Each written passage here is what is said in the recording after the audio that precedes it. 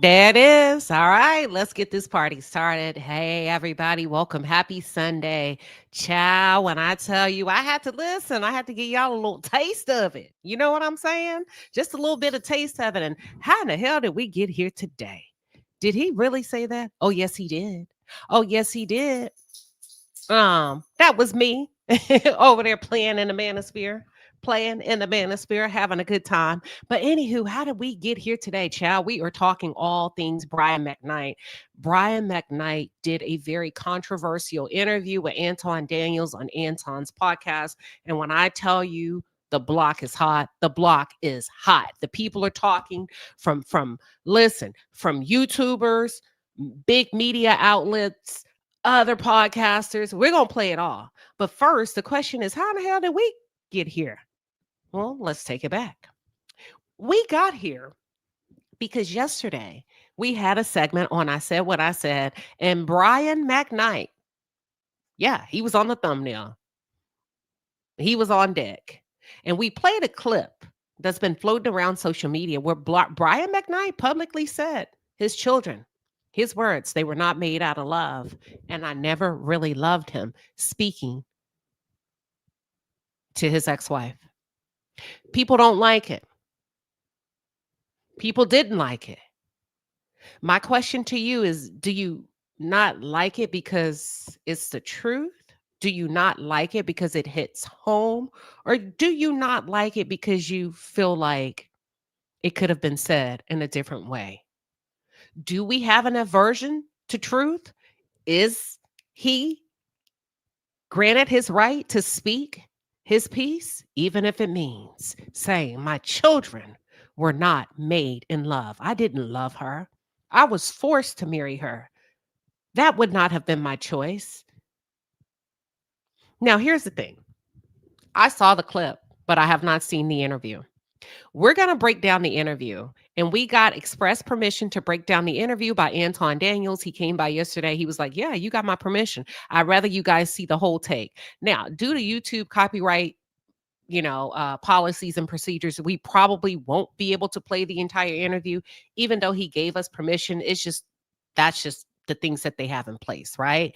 But we're gonna go through the interview, and I'm gonna put it on the screen. I have not watched the interview, and the reason why I didn't want to watch it is I didn't want to get ahead of you guys. I didn't want to have any preconceived notions ahead of time. I want a real reaction. I want to give my real response, and I want you to give your real responses in real time. Will it change your mind? Is it too late? He said what he said. Is he America's public enemy? Are you upset because it came from a black man? Or does this happen so often that women are just not really ready to deal with the truth? Now, I saw the clip, and I'm going to play the clip. Based on the clip, I'm going to say this: Brian McKnight, you're wrong. You're wrong. Although it may be the truth, you're wrong because you are still their father. You are still their father. They didn't ask to be here. And although you and your ex-wife were having sex and you deemed and declared and decreed, listen, they were not made out of love, then how come you didn't use protection? Because you were 20, she was 18. Where does the responsibility and the accountability come in on the part of the men? And I know the women, that's why I said, hey, listen, men can choose to come and go as they please. The women is still stuck with the full responsibility of raising the children. We're not talking finances, although that is because he contributed financially. But children do need both parents. And let me tell you why I say you're wrong. I'm speaking from a moral compass. In spite of how you feel about your children, in spite of how you feel about your ex-wife, you are a man. And to be a man, in my opinion, is one of the biggest honors that God can give you, even if you don't recognize you're a man, right? Your job is to still lead, even though you're not married to their mother. And your sons, at least one of them died knowing that he was not made out of love. Did you ever make that right? I can't say Brian McKnight don't love his children. I don't know that. But that would have been a good question in the interview. If it weren't asked, that would have been a good question, man to man. But do you love them? And we're going to see if Anton posed that question. I don't know if he did or not, but we're about to watch this interview. I will say this, though. I don't know if he loves his children or not. I know what he said didn't feel very lovely, but You can love someone and not like them. I don't believe you like your sons. And that's okay. Sometimes we just don't have the background where we come from these families where Ev is kumbaya. Every family has complex dynamics and we fuss, we fight, and some are worse than the others. You know what you could have said? I'm not in a good space with my sons. I'm not in a good space with my ex wife. I really don't like some of the behaviors of my sons. There is things I wish they could have done differently. I really wish that they could step up and be men. But Brian, I think you dropped the ball. I think you regress to the state and the mindset of a boy when you come out publicly. See, you can never erase that as a father. There are so many different dynamics here in place. You are a father. And for them to know that you did not make them in love or you don't really care about them like that, we're going to see. Maybe there's a part of it that I missed, right? But I think you were wrong. I think you were wrong. You know, if you really want to give it to somebody, you give it to them. But what was the goal of you saying that? Was it to hurt your children or was it to hurt your ex-wife? And here's the thing, Brian. Even though you may be in a good place financially, it's important to secure the Black vote. Okay. What do you mean by that? You are a singer, songwriter, you're a performer. And although you may be set up financially, eventually we all grow old and we need something to lean on. Don't burn bridges with your Black audience by being reckless with your mouth. Don't burn bridges in a way where people feel like they don't want to support you because you don't love your family. I'm not saying that you don't have a right to say, what you say, but a wise man is very wise, creative, and innovative with his words. Let's take a look at the clip that we played yesterday, and then we're going to get the interview rolling. Give me 1 second. Here's the clip that got it all started, at least from my point of view, what we showed over here yesterday. Give me a couple of seconds to pull it up.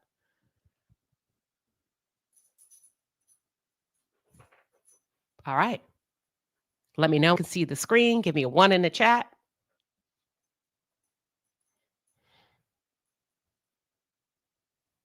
Or let me ask y'all something.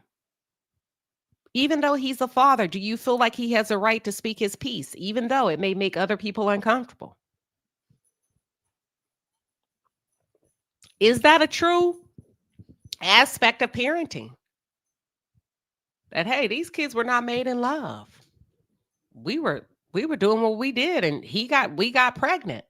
But it wasn't like I had intentions for your mom or I had intentions of being with your dad forever.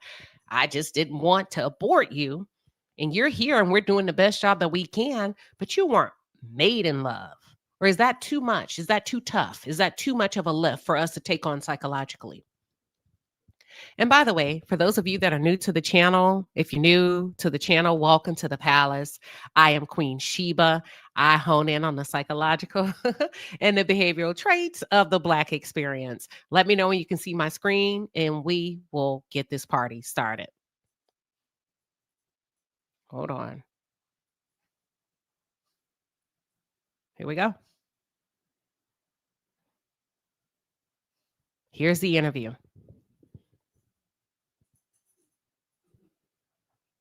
Our two prominent families in the Black Adventist church. We both met at the college where I was going. She came, okay. I was a sophomore, she was a freshman. We kind of started dating. The next year she gets pregnant. This is back when shame was a real thing. I know, yep, I get it. She's back home. She tells me she's pregnant and that she's going to get an abortion. Because I'm like, yeah, we should probably do that. You're 18. I'm 20. Why would we? I'm just about to start this whole thing. Maybe this is the route we need to go. And she agrees. I'm like, oh, dodged a bullet. I'm going out to sign my deal in California. When I leave there and get back to Huntsville, that's when she calls me and said, actually, I didn't have the abortion. So now I'm like, I got to tell my mom. My mother, who played the piano and was singing in the choir every week, you know, in the Seventh-day Adventist church, if your kid has a baby out of wedlock, you no longer can hold any church office. You can't sing up in front. You can't do it. You are held responsible for whatever the kids do. I honored my mother and I tried to do the right thing with a woman that I hadn't even known a year yet. We got married in September. I think it's very important to make a huge notation here. Brian stated, I honored my mother in order to save face in the church so that his mother didn't lose her, I'm going to say, recognition, the things that she's earned as a sister in the church, her prestige. He honored his mother by marrying a woman he didn't love, a woman he slept with, a woman that he said, listen, she was 18, I was 20. We did what we did. She went home for the summer. I went my way. She calls me out of the blue and says she's pregnant. I'm like, whoa. We both agreed that an abortion would be the appropriate thing to do. I'm on my way to Hollywood, only for, this is his story, her to call me back and say, you know what? I decided to keep the baby. What? I thought we agreed. So he said, I honored my mother. I did something I didn't want to do. I married her so that my mother could save face in the church. Let's continue. November, baby in November. We had sort of an agreement. You handle this part. I'm not changing diapers. I'm 20 years old. This was not what I expected to do. You made this decision. You're going to handle that and I'm going to handle this. Yeah. When you make that bargain, you say, hey, you're going to take care of this. This is your responsibility. And they say, got it. And you go and you do what you have to do. You're expecting that to be the case. But we don't realize is that people will tell you whatever it is they want to tell you to keep you there until that first argument. Then the real thing starts to come out. But by then, you're looking at your life. You're like, well, and I had this conversation with my mother, like, why did you have me do this? You tried this. It didn't work. Now you got me doing it. Right. It was tough, but I'm already in it. We separated 4 times before we ended up getting divorced ultimately anyway. How far into the marriage would you say the first separation? 2 years. Because you were married for what, 13 years? Yeah, 13. So why not just break off? Why stick it out for 13 years? For the kids. I was never in love with their mother. I wasn't. They weren't made from love to begin with. And I said this before, and people got so mad, this obligation that just because you lay with somebody now, it's sort of an 18-year sentence of some kind or beyond. Wow, Brian. He said, listen, you know, laying with somebody and producing a child, it's like an 18-year sentence. Those kids were not made out of love. The first one, I can hear him saying that, but he got married after the first one. But I think what he's saying, even the carryover, right? I'm just telling you the man's side from what I'm perceiving from my point of view and what I believe I'm hearing. He said, I married her. I honored my mother, not her. Brian, did she know you were honoring your mother when you married her?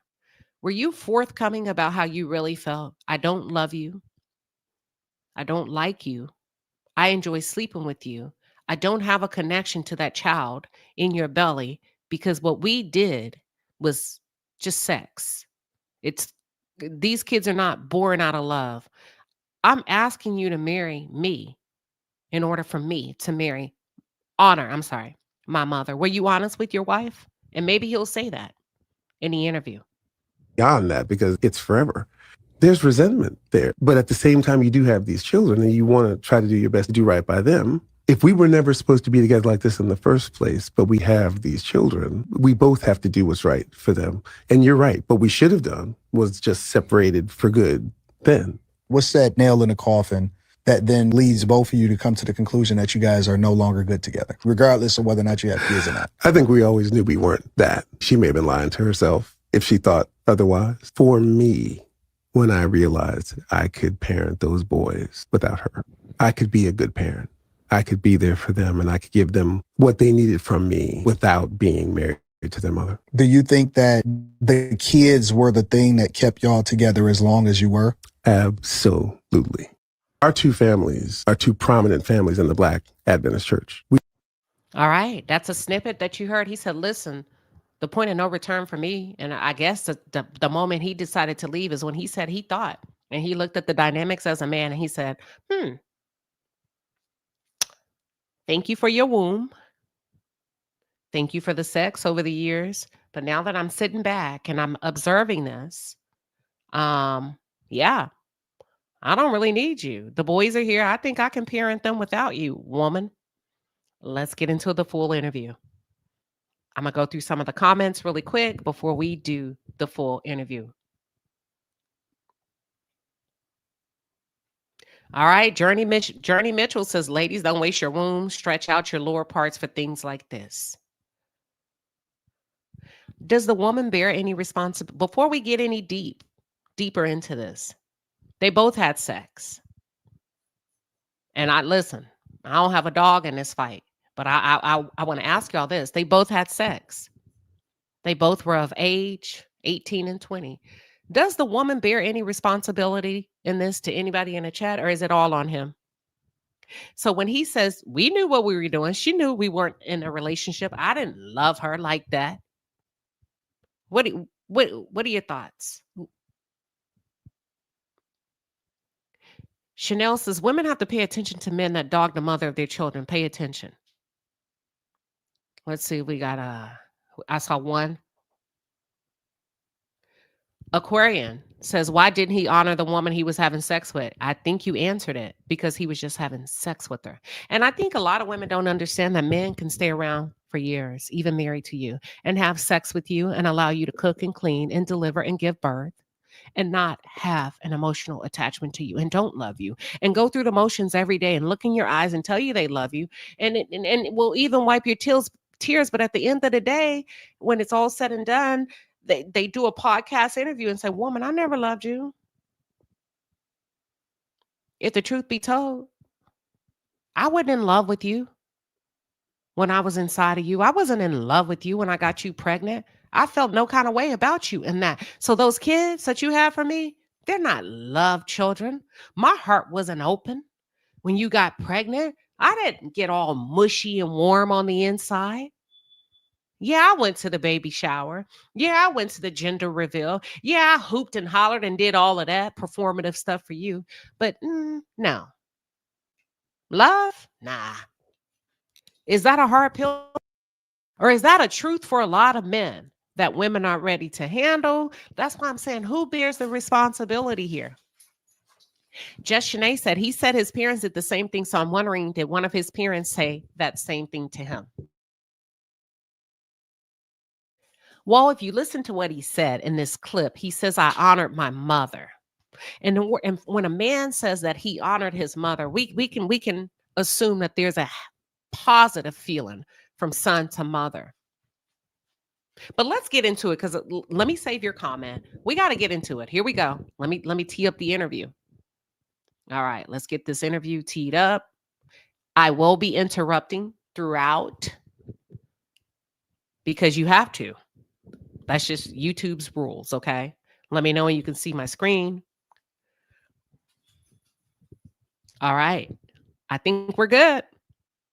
I'm going to play the beginning, and then I'm going to kind of jump around the interview because YouTube is not going to allow me to play everything. Here we go.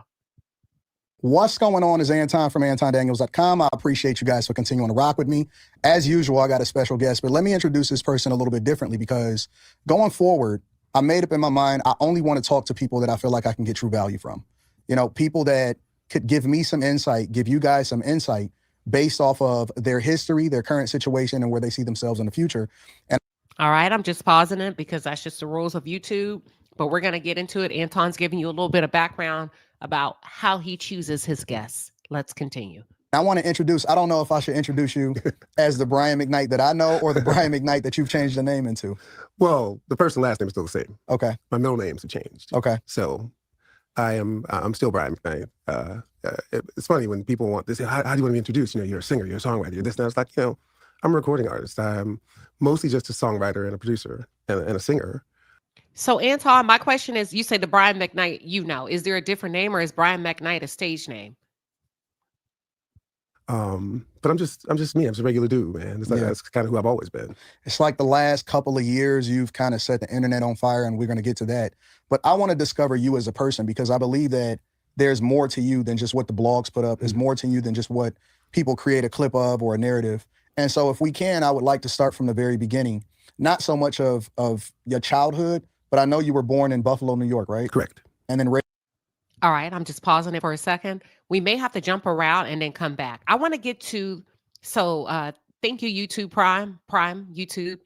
There's a chapter in Anton's interview, and we're going to go to the 27th minute segment, and then we're going to come back to the beginning, where it's titled Marriage, Divorce, and Family.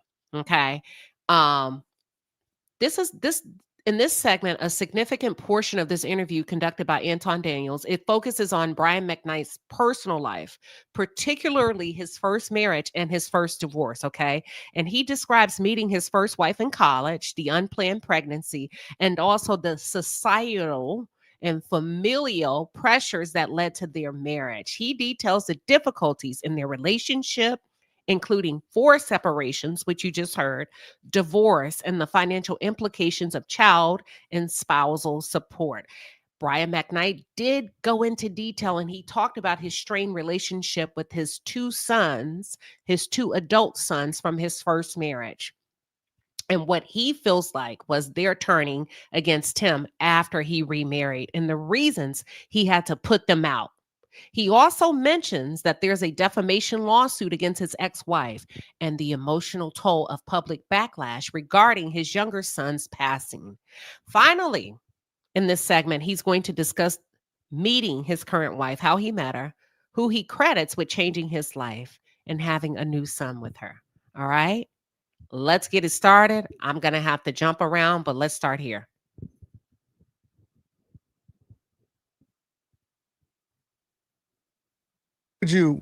What advice would you give to younger guys that Hold on. Working. Yeah, how do you maintain a relationship at that early of an age? How old were you when you went on your first tour? I was 22. And then how old were you when you first got married? 20. How does that work? Can we agree? Hold on. Before we get into the thick of it, if you take the social media backlash off the table, can we all agree? Can we be fair that 20 is a very young age to get married? Yes or no? That work? What is that? What is that? Because, and I'm gonna tell you why I say that. Because people today with, relationships are really a big thing. You have women decentering men today. You have men red pilling and saying, you know what, I see what the reality is, and I'm not really sure I want to do this because just as much as I want to get married, I'm just as fearful of divorce. Mm-hmm. But back then, it seemed like it was a lot different, and maybe it was just because we didn't have social media. But then you factor in the fact that you explode after you get married, right? So what does that look like? How did you meet your first wife? Okay, so I think context is important. Brian basically said we were 2 college students having sex. She got pregnant. She was 18, I was 20. We both agreed as 2 young adults that a pregnancy would not be in the best interest of her or me at that time because we both came from 2 Black prominent families in the religious sector. She agreed, I agreed. We went on about our separate ways. I get a call one day that she changed her mind and she kept the baby or was going to keep the baby. I was on my way to Hollywood. I had to go tell my mom she was pregnant. The way the rules of the church work in my religion, my mother would have to step down. I would have to step down. We would not be able to sing to this and this and this and that. And because of my mom's prestige and the woman that my mother is, I honored my mother. And I put my mother first, his words. And I married the girl that I didn't love. I married the girl that I was just having sex with. And I married her at 20. And I blew up later in that marriage. And that's what Anton is saying. What does it feel like to be married at 20 and blow up and become this rising superstar?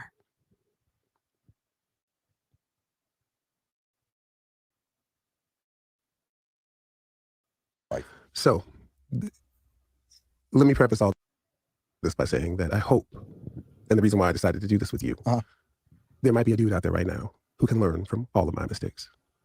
And that's what this is about.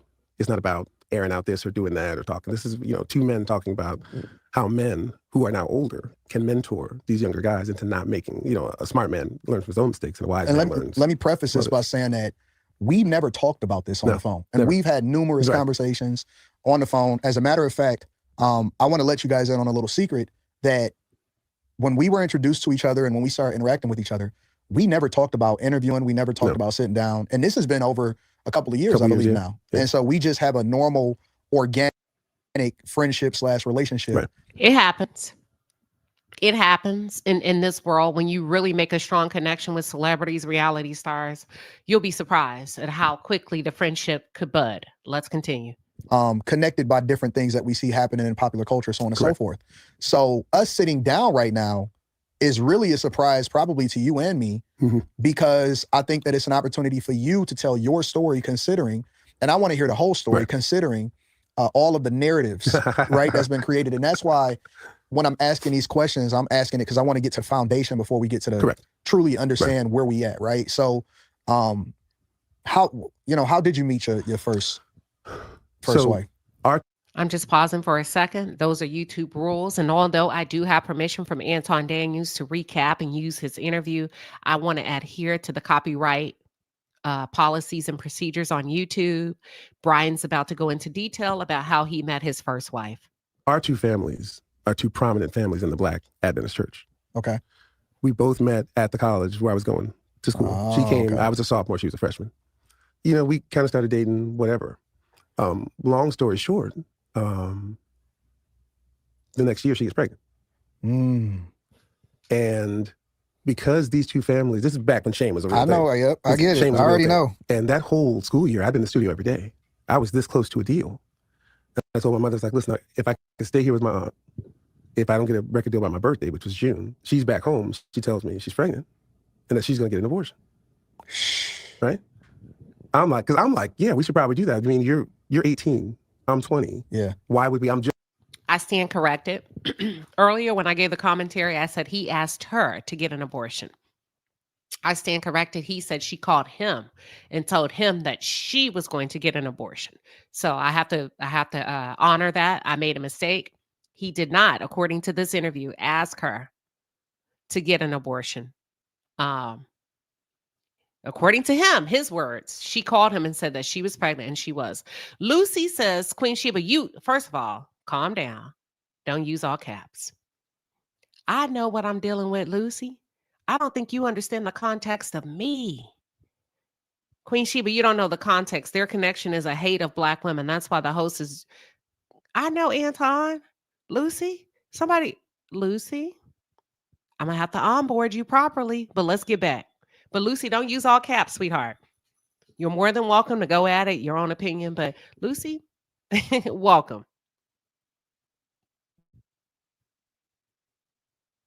I'm just about to start this whole thing. You know, maybe this is the route we need to go. And she agrees. And we have this whole thing. She goes by herself, crying thing, whatever. I'm like, oh, dodged a bullet. I'm going out to sign my deal in California because I got it the week before my birthday. My birthday's in June. Got the deal the last weekend in May. I fly out. She picked up some weight. I'm like, we need to go run. We need to do something. She's like, no. When I leave there and get back to Huntsville, that's when she calls me and said, actually, I didn't have the abortion. Did you suspect that she didn't? No, Let me ask y'all something. He said she called and said she was going to have an abortion. They were dating, but to him, it wasn't anything serious. He was on his way out to Hollywood. He got her pregnant. They got pregnant, right? Because you need a vagina and you need a penis and sperm. They got pregnant together. She calls. Let me ask you something. Is this a trap? Did she trap him? I'm not saying she did, but we got to represent all sides of the arguments. Do some of you feel like she trapped him? Are some of you curious as to why she didn't go through with the abortion? I'm going to open up the lines. I'm just putting it out there for food for thought, okay? All right, let's continue. Okay, y'all are saying no. Let's continue. You were of the impression that she had went through with it. Yeah, because when we started dating, she told me about an abortion she had when she was in high school. Gotcha. So this is not the first time this happened. Yeah. And, you know, New information. Does it make a difference? He said, okay, I'm going to have to, some of y'all, I'm going to get you up out of here. Because if you can't come and hear all sides of an argument and just be open to being an adult, I'm going to have to get you up out of here. You don't have to believe nothing, but we are very elevated thinkers over here. We have enough wherewithal to sit down and listen. whether we agree or not. And I know some of you are new to this channel, but that's how we do over here. We don't always agree, but we're player enough where we can play an interview and say, interesting. But don't think that all women have to line up because we have a vagina. Don't think we all think the same. You haven't heard my point. You don't know what I think.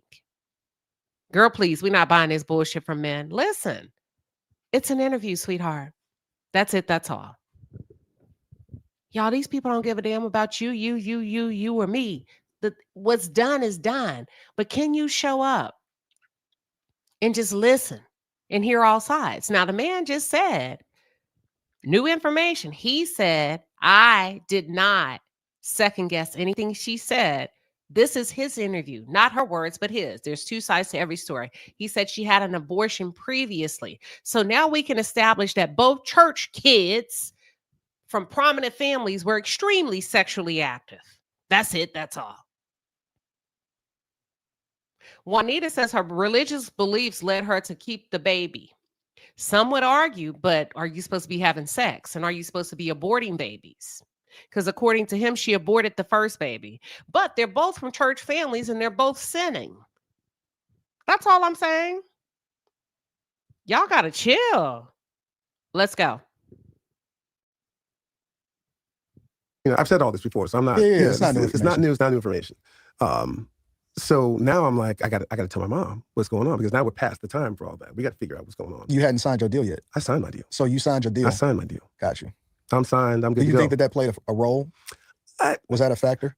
We'll talk about that in a second. Okay. I don't think so. I think there's a whole other sinister thing that happened, in my opinion. But my mother, who played the piano and was singing in the choir every week, in the Seventh-day Adventist Church, if your kid has a baby out of wedlock, you no longer can hold any church office. You can't sing up in front. You can't do it. You are held responsible for whatever the kids do. This is what happened when we played sports, because you can't play on Friday night. And all the football games and basketball games are on Friday nights. Yep. I remember vividly. I'm scoring touchdowns, and the pastor called my mother into the study. It was like, your son is in the paper on the Sabbath scoring touchdowns. Now, if you want to continue to be a member in good and regular standing, that's what you're gonna have to figure this out. So that was that, and it happened to all my brothers. I thought that enough time had passed for me that would be the case. This is the same situation. So I honored my mother, and I tried to do the right thing with a woman that I hadn't even known a year yet. There you go. There you go. He said, I hadn't known her a year. Over and over again. And as a matter of fact, we can assume that they were both sexually active as two prominent Black kids from these religious families. Let's just say, for those of you that are religious and we're focusing on the abortion, let's just focus on, before we get to the abortion, your kids are having sex. Okay. They were having sex, and they had more sex when they met.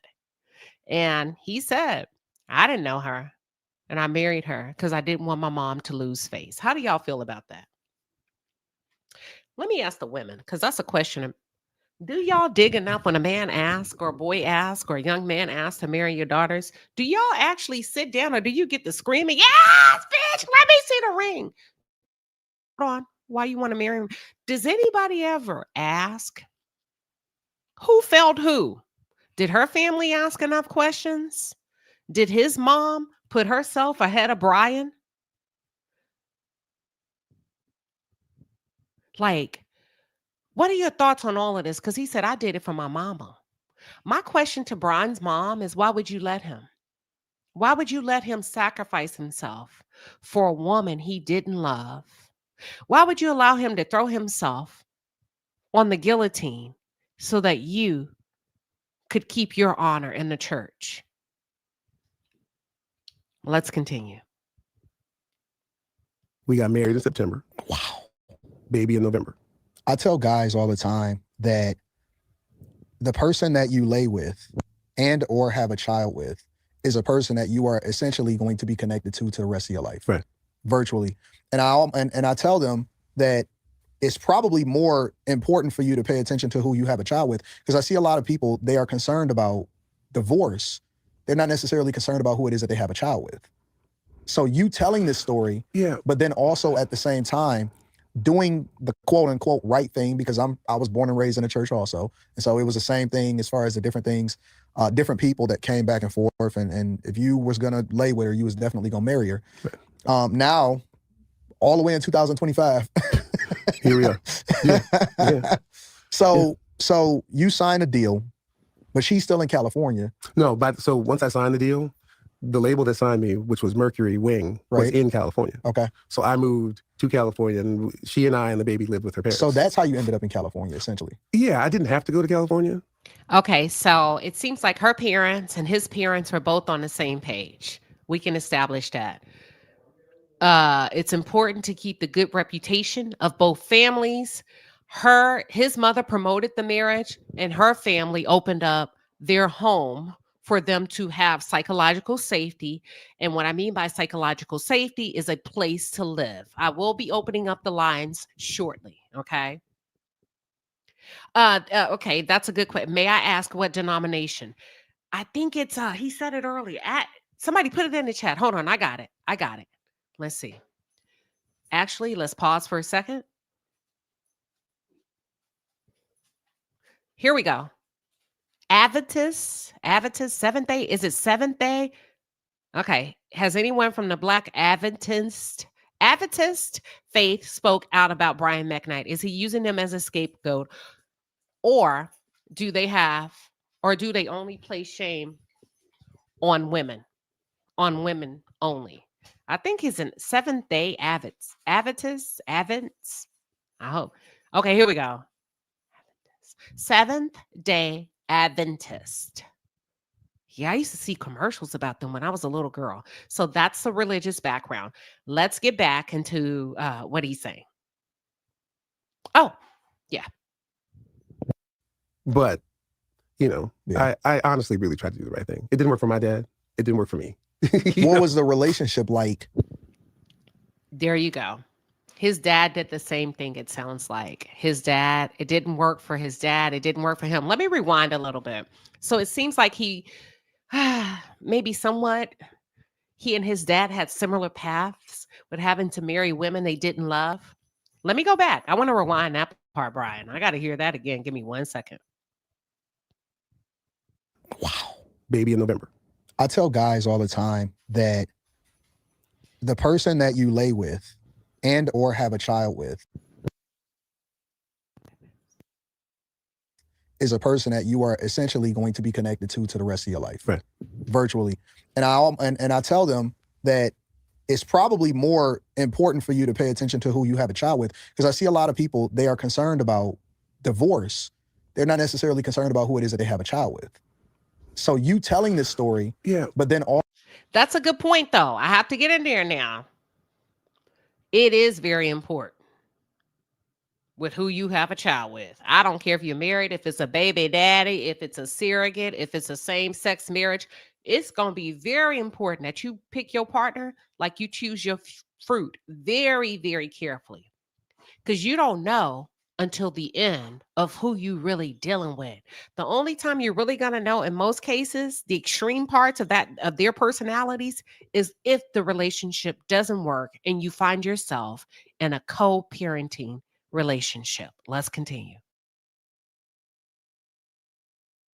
Also, at the same time, doing the quote unquote right thing, because I was born and raised in a church also, and so it was the same thing as far as the different things, different people that came back and forth, and if you was gonna lay with her, you was definitely gonna marry her. Now, all the way in 2025, here we are.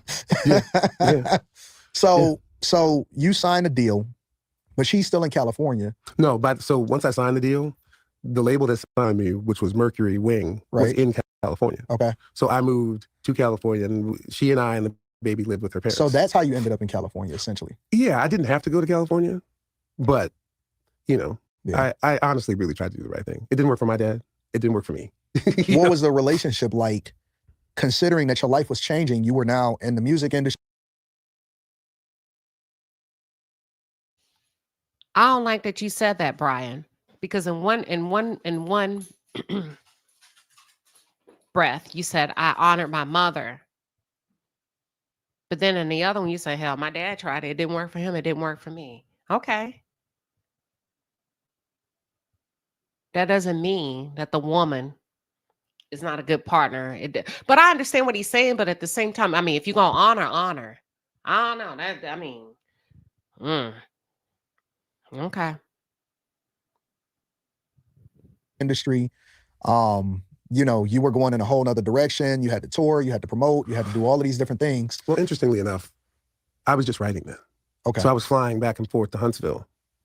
And we had sort of an agreement. You handle this part. I'm not changing diapers. I'm 20 years old. This was not what I expected to do. Mm-hmm. Then you should have got married. You shouldn't have got married. How can you marry someone? And I don't give a damn your reason for marrying or to honor my mother. Honor yourself. How can you choose to get married and say, I'm not doing that. I didn't sign up to do this. Sir, the moment you decided you wanted that good, you signed up for it, even if you didn't realize that the outcome would be a baby. And let this be a testament. If you want that good and you don't want the responsibilities of having a good unprotected, then strap up. You made this decision. You're going to handle that and I'm going to handle this. Yeah. But remember, at this point, I'm making like $400 a week writing songs. Yeah. But that's not how you want to start your life, married to somebody with a child. Yeah. It wasn't, but I wasn't concerned about that. I was getting my dream off the ground. Do you feel like it hindered you a little bit because you had to be concerned about what was going on at home just as much as you were concerned about what was happening in your career? And I ask this question because, again, I want people to really take something. Anton, he hindered him. He got an erection. He got hard. He wanted that kitty cat. He chose to go in unprotected. He chose to not pull out when he ejaculated. So when you say it hindered you, I hope you're speaking to he hindered himself. He wasn't able to delay his gratification. And as a result, he made children that were not made out of love. As a result, he felt pressured to marry a woman he didn't want to marry. Before she got pregnant, he had to become erect. He had to decide, I want this. He continued to make bad choices. Even if he wanted it and he enjoyed it, he didn't pull out. Where's the responsibility? And from this, because I think that a lot of times, even today, with all of the learned lessons and all of the conversations that we have, we don't lean on the lessons from people that's already been through it. And a lot of people are just laying up with each other and they're not really taking into consideration the consequences or how much True. more difficult it's going to be for them to achieve whatever it is that they believe that their purpose is, once they get with that girl and once their lives are changed forever, because you can't take back what it is that that you're into. Do you think that it was a conflict, at the time because you're so young and you still got to focus on home, but then at the same time, you're still trying to crank out this career and write these songs? He was young, but he was older than her. And do what you ultimately came to do, which is become Brian McKnight that we all know and love, right? I don't think I was concerned at all. Really? Anton. I think when you make that bargain, you say, hey, you're going to take care of this. This is your responsibility. Mm-hmm. And they say, got it. And you go and you do what you have to do. You're expecting that to be the case. What we don't realize is that people will tell you whatever it is they want to tell you.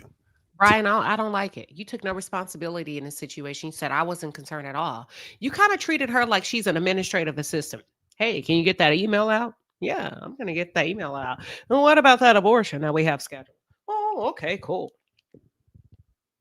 To keep you there or to make it seem like until that first argument or until, then the real thing starts to come out.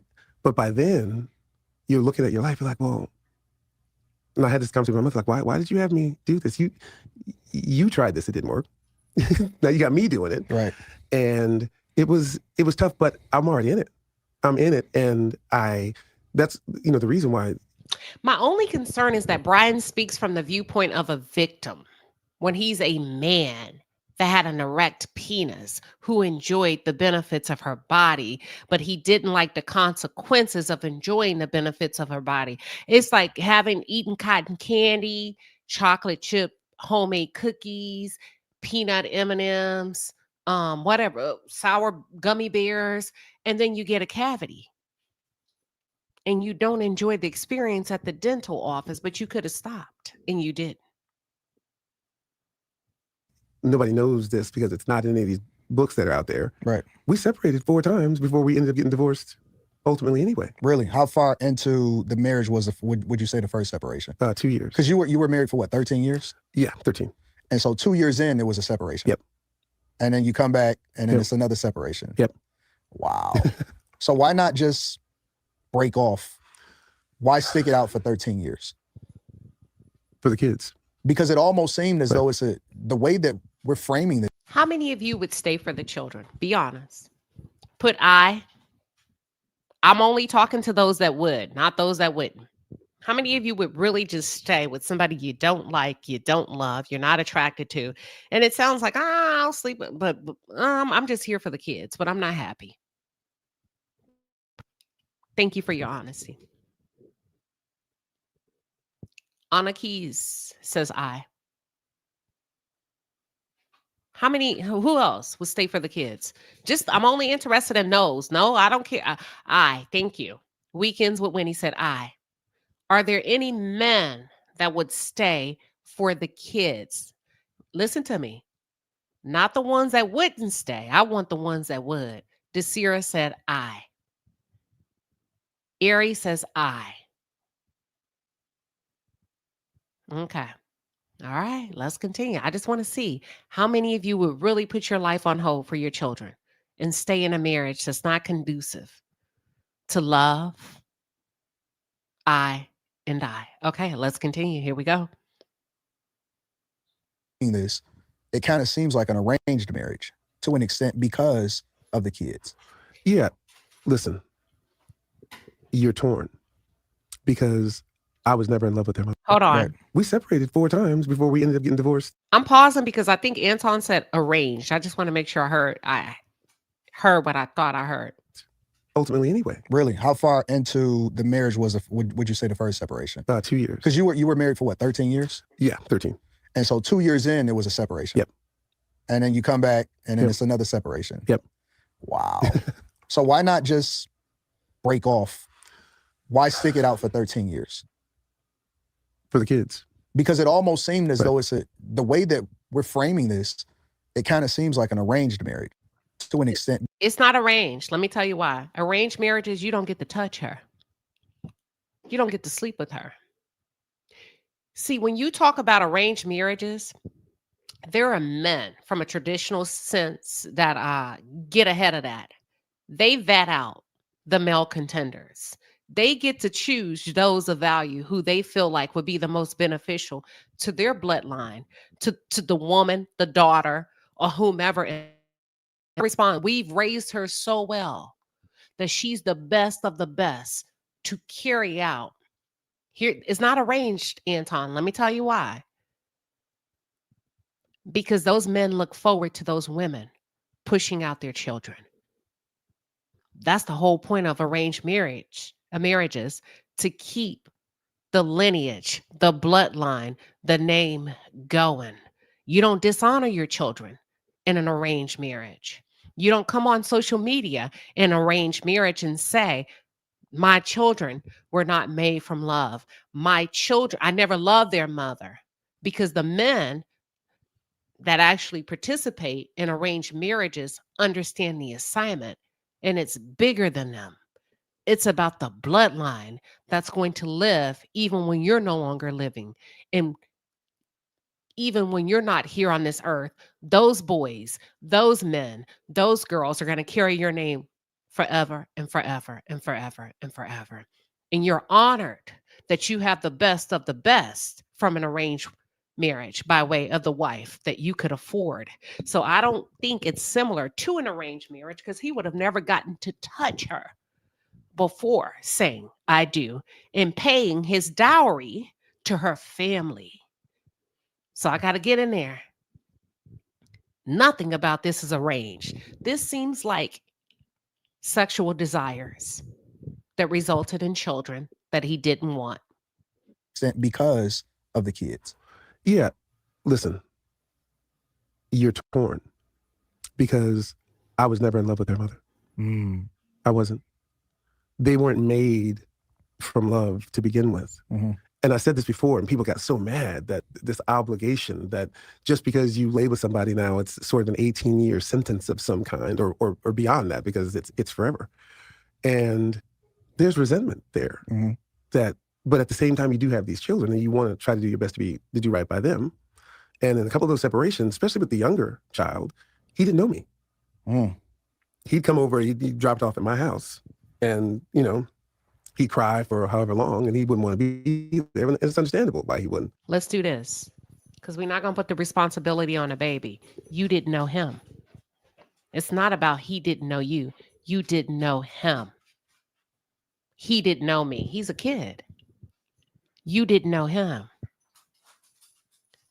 You weren't around to formulate a paternal bond with your seed. You didn't know him.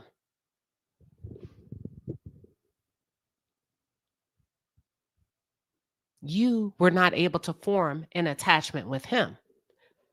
That's it.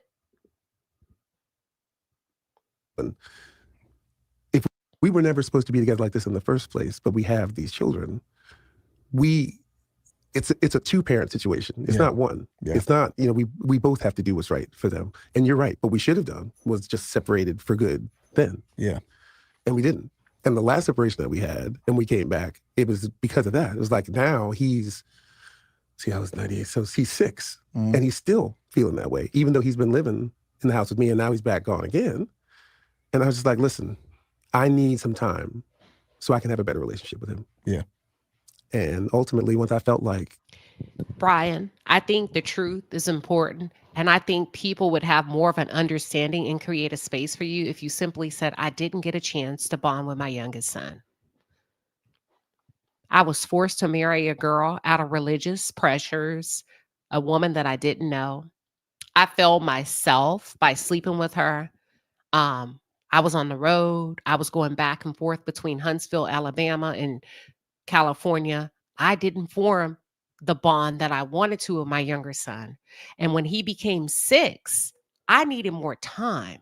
And that's when I realized there was a problem. See, you show up different when you take ownership as a man, as opposed to putting it completely on the kids and completely on the woman. Now, maybe it'll get better. I'm going to listen. That was the case. It was time to move on. Yeah.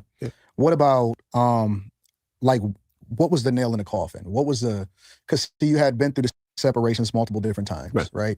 But then eventually you guys come to the conclusion, all right, you know what, we just gonna go our separate ways. Mm-hmm. What's that nail in the coffin that then leads you to say, or leads both of you to come to the conclusion that you guys are no longer good together in any capacity, regardless of whether or not you have kids or not? I think we always knew we weren't that. Okay. I think she may have been lying to herself if she thought otherwise. Mm. For me, when I realized I could parent those boys without her, I could be a good parent. I could be there for them, and I could give them what they needed from me without being married to their mother. Yeah. Do you think that the kids were the thing that kept y'all together as long as you were? Absolutely. Now, here's the thing. He's speaking his truth because he said it before. Anton said, why did you even get married? He said, the first time when Anton said, why'd you get married? He said, to honor my mother. Anton said, why did you stay married after 4 separations? He said, for the kids. Anton then goes, says, okay, what was the breaking point? What was the point of no return for you? I'm paraphrasing. He says, I just kind of sit back. I assess the situation. And why am I saying this? Because his answers are the same. He said, I realized I don't have to stay married to you. I never wanted to be married to you. But now that I know what I know, I can still operate in the way that I'm operating in a different home. I don't have a connection with the youngest one. I don't know him. I don't feel like there's a benefit in this for me. And I can do exactly what I'm doing without having to be attached to you legally.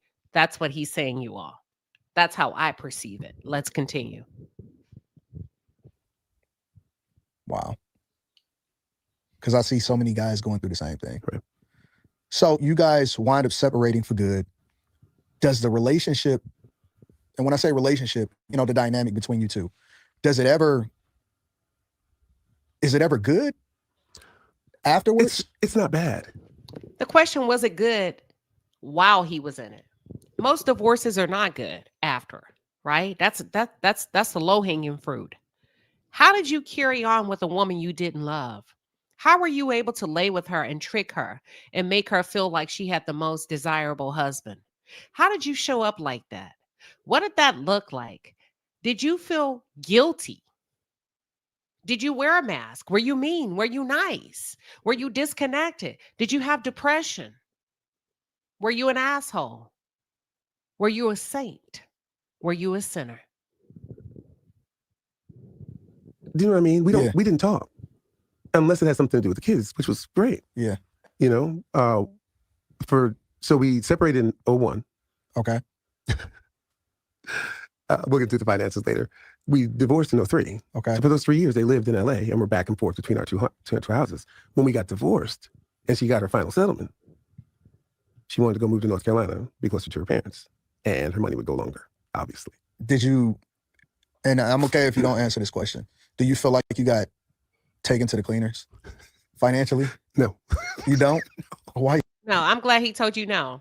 Because listen, there's an investment on all parties involved when it comes to a family. A woman can't take you to a cleaners that you asked to marry you. You chose her. You bought the ring. You got on one knee. You impregnated her. It's your responsibility to be a protector, a provider, and a professor of life.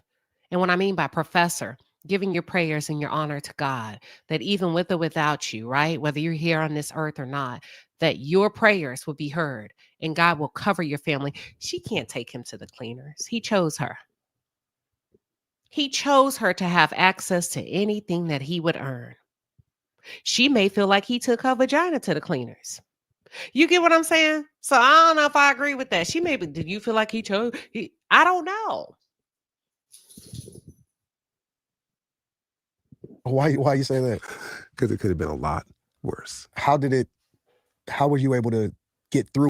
So he's telling you that she's a nice lady. She could have gone for more and she didn't. He said it could have been worse. Absolutely. She didn't try to hit me with her best shot. She was very conservative in her ask. It could have been way worse. She could have really hit me where it hurts. And although I wasted her fucking time for 13 years, she moved in sophistication. She moved with dignity. She moved with honor. Through it without it being as bad as it could have been. Because I'm a really, really, really smart guy. Yeah, I understand. Oh, okay. So you hid money. Got it. I played the long game. Okay. I made sure to make it as attractive to her as I could. Okay. Without giving up anything that I didn't assume I was going to have to. So did you lose any? That's not nice. So you did wear a mask in a relationship. You were not an honorable man to yourself. Listen, let me tell you what I consider honorable. Telling the truth, even if it hurts you. Even if it hurts you. E2 Brute. Nobody wants a traitor next to them. If you don't love her, tell her. But you play. See, Anton made a good point. How come you didn't leave? You don't have to play the long game if you just leave. You don't have to worry about your money being taken or being taken to the cleaners if you leave. Why did you decide to stay and play the long game and wear a different mask? Because a lot of times for us regular people, right? For us regular folks, we have pensions and 401ks and all of these type of things. Right. For someone like you that has, you're a writer and publishing and all of these different things. Did you have to give up any of that? Yeah, so that's the only part that stung. I had to give up a percentage of the songs that I wrote during the marriage. Oh, yeah. Really? Yeah. Anton, what you mean really? They were married. They're one. If you got married in a church, you're one. Now, if he got married in Vegas or on the beach, I can understand the sigh. Quit getting married in churches if you don't want to adhere to the vows. Quit getting married in churches if you don't want to respect the vows. If you don't want to be one, don't you carry your ass to no church house. Let's continue. Yeah, that hurt. That hurt because I wrote those. Yeah. I wrote that. But at the same time, she could have taken the house. Mm-hmm. She could have taken the other property. So ultimately, I can write more songs. Right. But those ones, those big hits. Now, you say we should have separated earlier. We should have separated in 95 for good. Yeah. Because that. You see how he speaks? He don't recognize he's speaking highly of this woman. She could have taken everything, but she didn't. Anytime back at one superhero, that isn't a part of the deal. But, what I thought at the time was, and of course, there's a double dip. You're getting spousal and child support and a piece of these. So, That's not double dipping, because every time you came back and lay with her, you were signing up for child support. You were signing up for spousal support. Stop it. revenue that I would be using to pay those, now you're getting a piece of that too. So wait a minute. You had to pay spousal support. Mm-hmm. You had to pay child support. Mm-hmm. And you had to give up a percentage of your songs. Yeah. Oh my God. I don't know how you feel like you got ahead then. That's what part I'm trying to figure out. Is it just because he has way more money than she could ever imagine?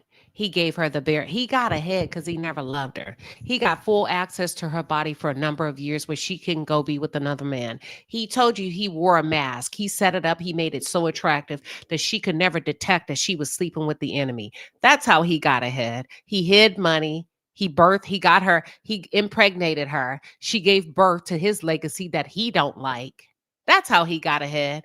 And when he was done, he said, I'm out of here. But he fooled her to the point that she didn't think that she had deserved access to the house to put her children in. It's called a mind fuck. Okay? That's how he got ahead. Psychological warfare. Because she could have took more? Yep. In California, it starts at 50. It starts at 50? At least then it started at 50. And then they start seeing what else they can take. So that wasn't anywhere near 50% of what I was worth. Yeah. So I felt like, those are still your babies, though. They are my babies. They are. But I couldn't, once I write them, they actually belong to the public. Yeah. From that perspective, from a sentimental standpoint. Mm. And because there was no emotional currency in those songs, it was really just how I funded my lifestyle necessarily. Yeah. And even when I say that, people get mad. You mean to tell me that wasn't written for someone? Like, no. Mm. The whole point of me learning to write songs was if I'm waiting on emotional currency, I'm gonna get writer's block because nobody can live that much. I have 20 albums. Yeah. In this relatively short period of time. So I just write. I'm a product of every environment that I'm in. And it wasn't until I met my wife, Leilani, that I actually started. I started actually using emotional currency.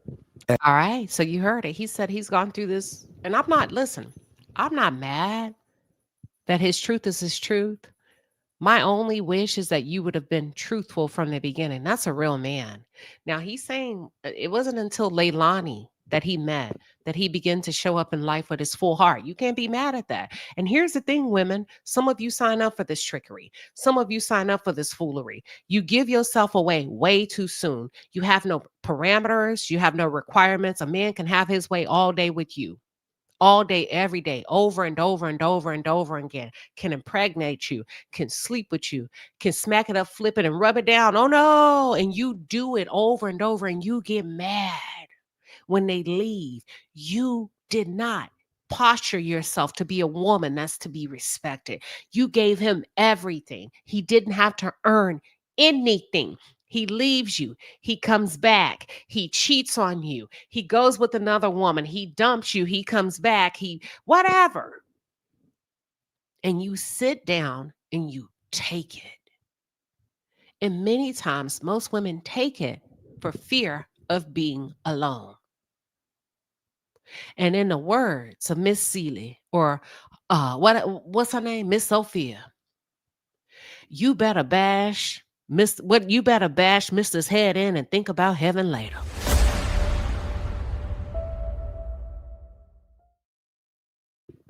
Stop it. Because there's an accountability on both parts. Y'all do all of this twerking and jerking and this sex and sucking and fucking and doing all of this and then get mad. Y'all Listen, stop it. The man just said, I never loved her. That was a good time. I barely knew you for a year. That's my baby daddy. My baby daddy. He's not attached to you. Believe him the first time. Get some erection in your spine. Maintain your dignity as a woman. What are you doing? Okay. First one on me. You'll never get to embarrass me again. I wish I would push out another fucking baby for you. And as a matter of fact, no more sex, sir. We not doing that. Cut him off. You being a woman is not a disability. You being a woman does not give you a deficit. You being a woman does not absolve you of responsibility and accountability of maintaining your womb.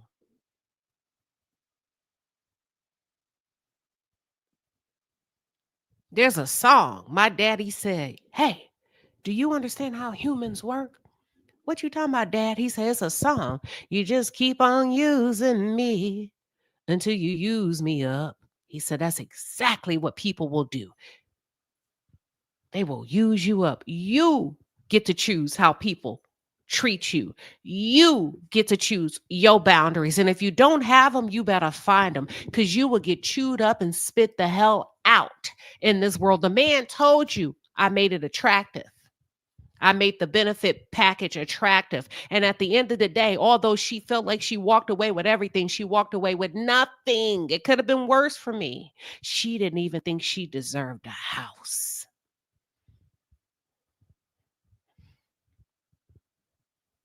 Could have took the house. Could have had property. She didn't even ask for that. She prioritized having a man in her bed over thinking ahead and funding her future. She should have took the house. She should have took the land. Because even though I didn't love her, and even though those kids were not made out of love, she was still loving me on the way out the door. She still bowed and made sure she didn't injure me too bad financially. That's how much control I had over that vagina.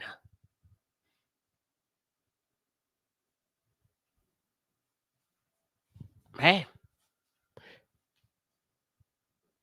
that's all I'm saying. He said, and not only that, I sat back in the marriage. And I said, okay, she's hit a wall. This ain't working for me. I can do this without her. I don't love her anyway. Never have. We've had some good moments, but I'm not in love with her.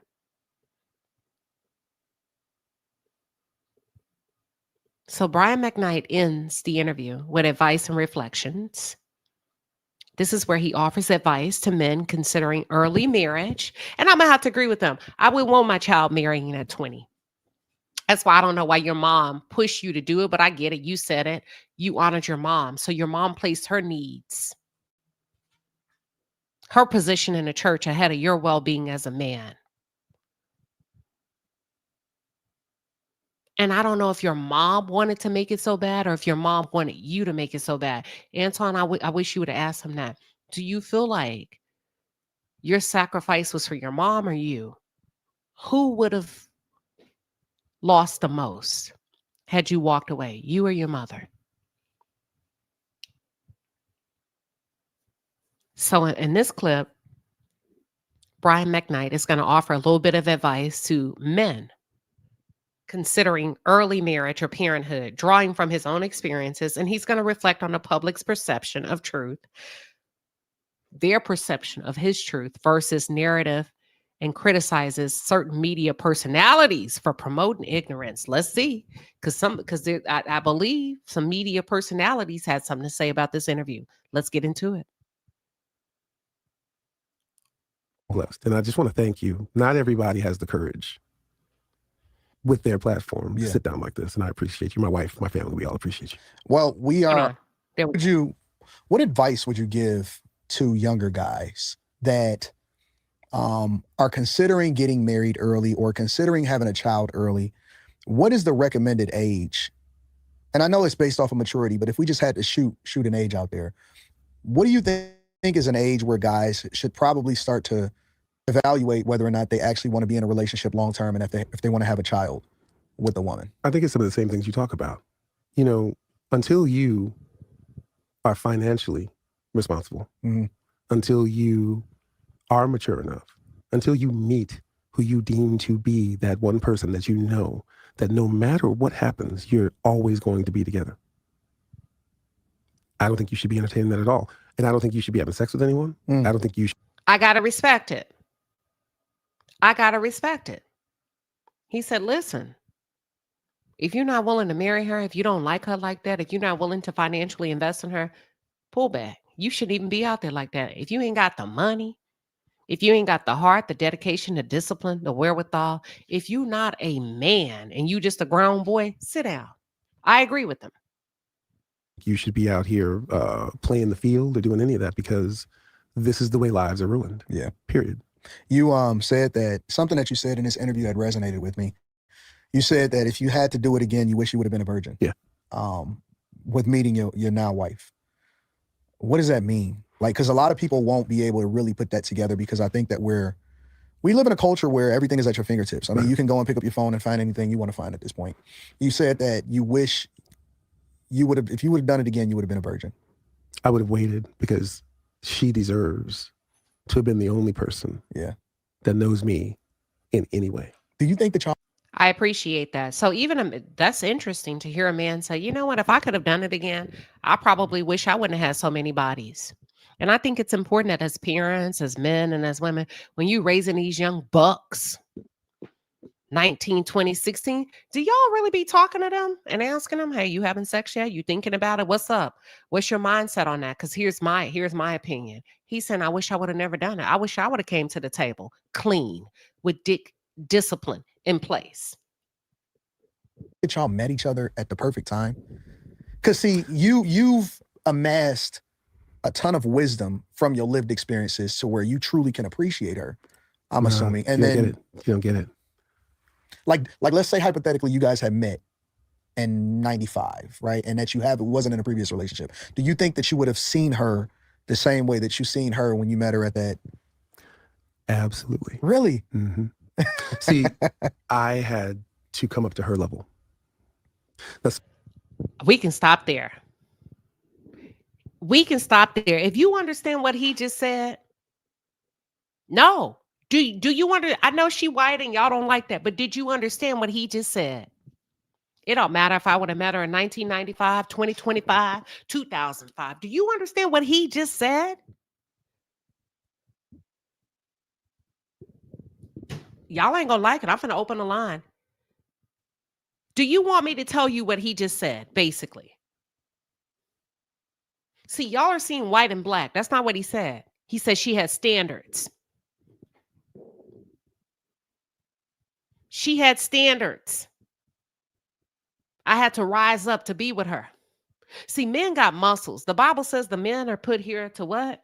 Till the garden, labor the ground. They strong. They got strong backs. I don't understand why you coddle men. They wait. They strong. They can fight. They can shake, rattle, and roll. They are there. She challenged him. She wouldn't lower the bar for him in any way. He had to step up to get that putty tat.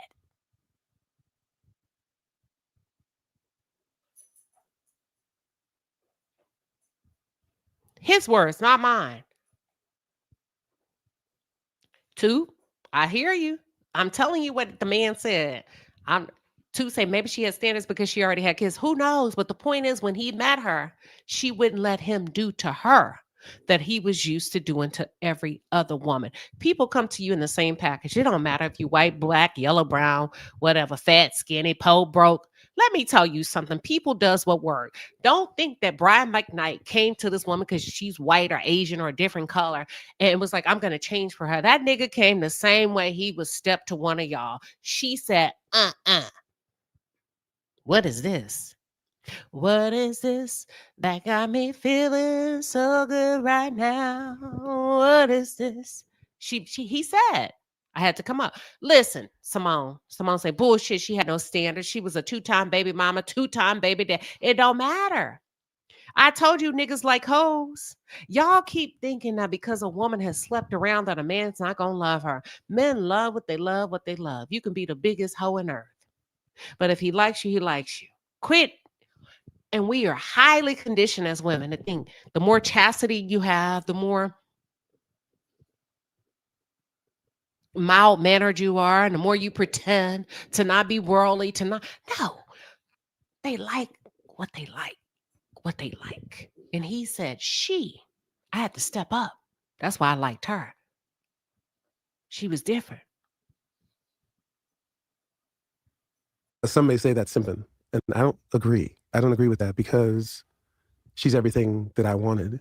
And in order to have her, I couldn't be down here anymore. What he's saying is everybody else I ran over because I was Brian McKnight. I could sleep with him while I'm married. I could do the 1-2-1-2. I can come over and leave you on a wet mattress, promising to call you back, and you let me right back in. No standards. No standards for yourself. And even though I'm wrong, I had the audacity of judging. But the point is, I like her because she had standards for herself, not her past, Simone. He said he had to raise up. He couldn't be on that Brian McKnight bullshit to be with her. That's all the man is saying. I'm not saying I agree or disagree. I'm just saying these are his words. I should never have been down there. You know what she taught me? That I'm worth something. I'm worth more than the people that I chose to spend my time with. Yeah. And I didn't know that. Do you think you would have been mentally in a space to where you could have accepted that though? Yeah. Really? Because wanting to be with her would have been the same way it was when I met her. What do I have to do and how do I need to change me? Yeah. She was a challenge for him mentally. She challenged his mind. And if you understand anything about the nature of men, it's similar to the nature of dogs, right? And if you I used to watch the Caesar Milan, the dog whisperer. And he would talk about how you would have to give a dog a brain activity to tire him out. So you can't tire a dog out physically. See, you remember Young Miami said, he don't go to sleep. I ride him and ride him and ride. This nigga never sleeps. She was talking about P. Diddy.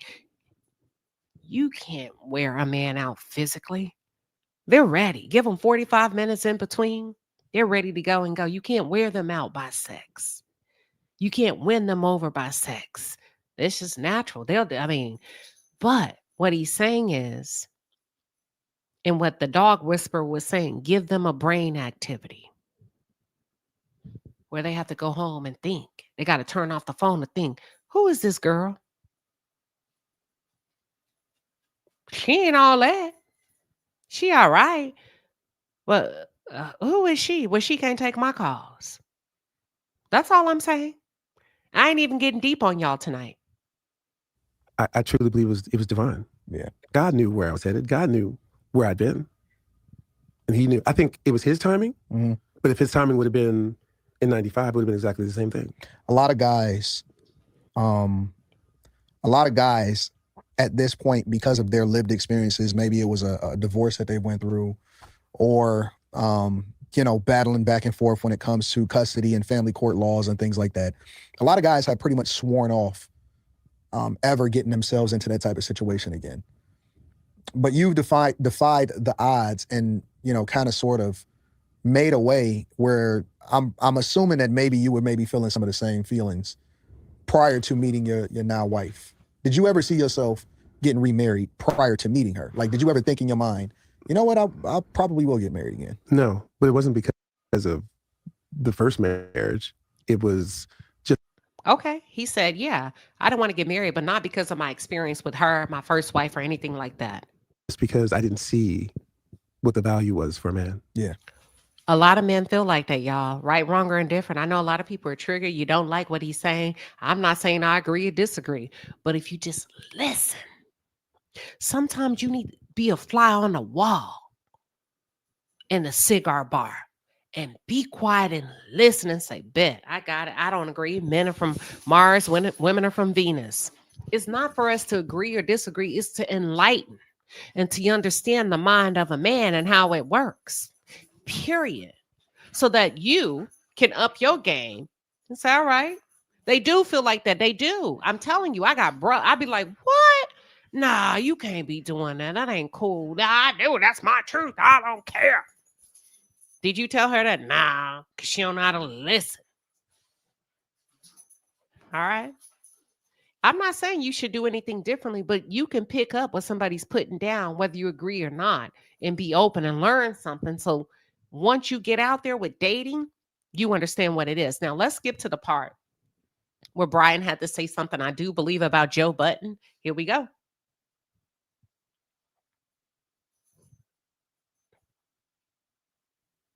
Message to Joe Budden's podcast.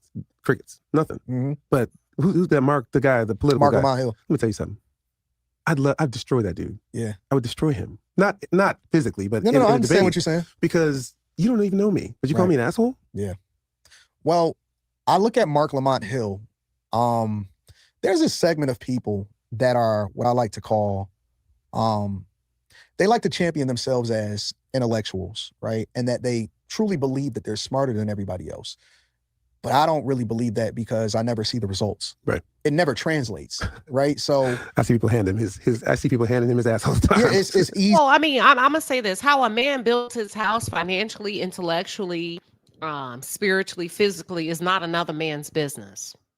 I'm gonna have to get in here now, because you're all created differently. It's easy to say that, I'm the smartest guy in the room, but it doesn't necessarily translate into results, right? So I decided that I would do stuff on my own, and that I would have the conversations authentically with people that I actually value. And getting to know you over the years, I'm happy that you had an opportunity to tell your perspective and your story on my platform. Let me ask you one more question, because there's been a lot of people, from the Ricky Smileys to all of these different type of people, that run with a narrative but doesn't necessarily seek the truth. Do you think that they have a greater responsibility on their platforms to be not only entertaining, but also objectively try to find the truth, to have these conversations, especially when they have the opportunity to reach out to you and it's not like you're hard to find? I think that absolutely they do. And I'll tell you why. One of the reasons why the average watcher or listener is the way that they are is because they see and idolize the people that are acting the way that they do. Right. So why would they be any different? Why would they seek the truth? Why would they look for the truth if the people that they put up on a pedestal don't look for the truth either? Right. They're more responsible than anyone because they've got the bigger platform. So when I go out and I call somebody out about it and they don't reach back, that just tells me you're a coward, that you don't have the intestinal fortitude to sit here with me. Right. Because you know I'm smarter than you. And you know that I have a truth that you don't want to actually get to. I think that another part. All right. Well, we're going to hear Lamont. I mean, we're going to hear the podcaster's response, but let's continue. Part of it, though, is that they pander into their audience. Well, that's exactly what I'm saying. Yeah. How can we expect the audience to get smarter? I don't think they want them to. I don't think they want them to. Or to, the plantations that you talk about. Mm-hmm. How do they get off of those? I don't think that they want them to get off of that. I don't think that they're interested in educating or finding the truth or any of that. I don't think that that's the play. I think that the play is to continue to monetize the ignorance. Yeah. I mean, I see that too, but that means no integrity. What I'm here to show everyone is that this is what integrity looks like. Yeah. Because I could very easily lie to you and try to make things better. But that would mean that I'm lying to myself. How can I look my wife straight in the face? She's been there from the beginning. Yeah. I mean, it's... All right. Let's see. Let's see what the beef is. And let's see. Hold on. Give me 1 second. And let's see what Lamont Hill had to say in response to Brian McKnight's critique. Thank you, Daryl, for sending this over. Here we go.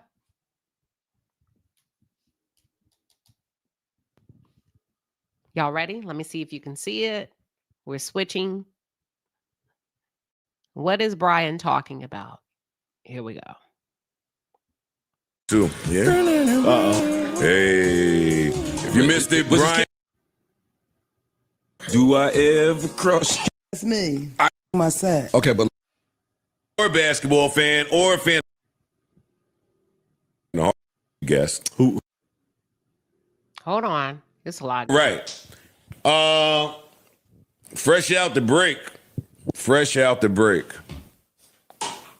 Had some smoke. We had a little bit of smoke. Somebody was looking for our good educator brother. And he said he gonna find him too. Yeah. Hey, if you missed it, Brian Was this kid McKnight. singing this to him? Yo. Do I ever cross your All right, you still at it. All right. Don't start those shit down. He said he looking for you. He's the worst deadbeat out.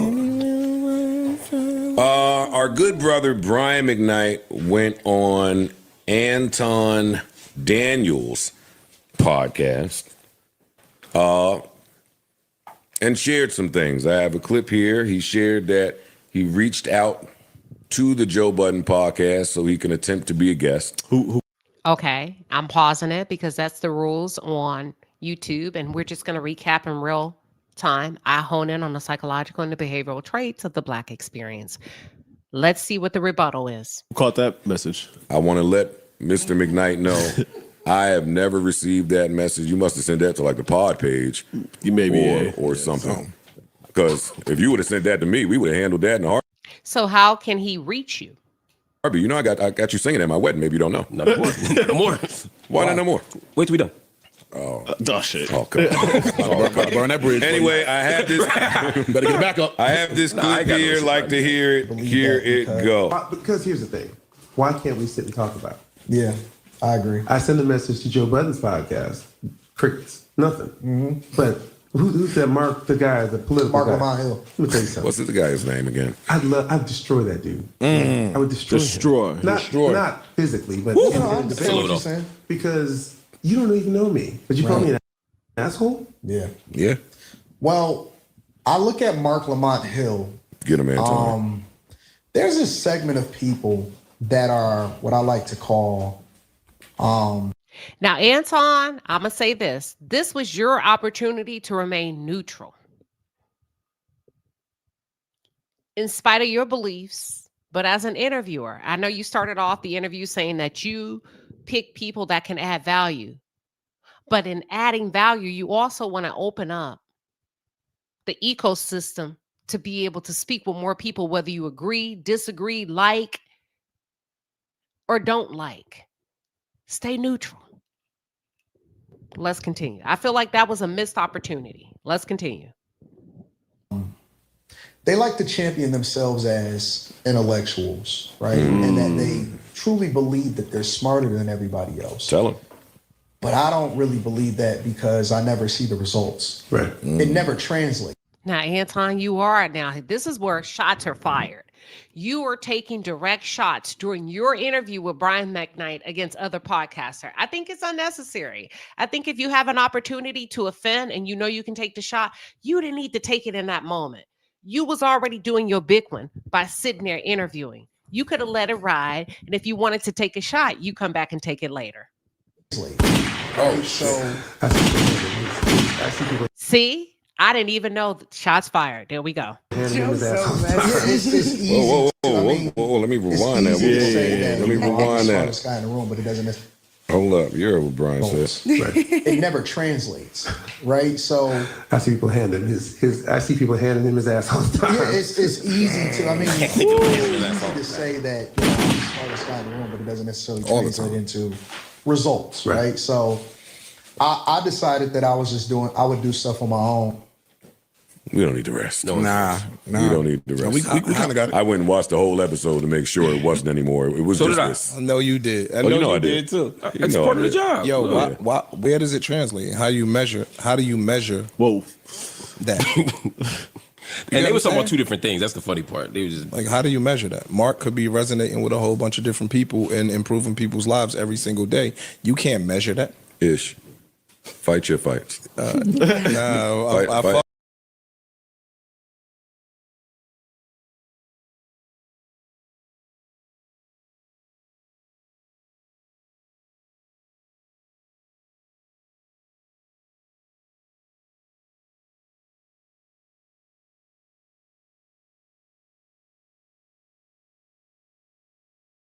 fuck with the team, bro. He went out there in the I fuck street. with the team, bro. Mark went out there in the street.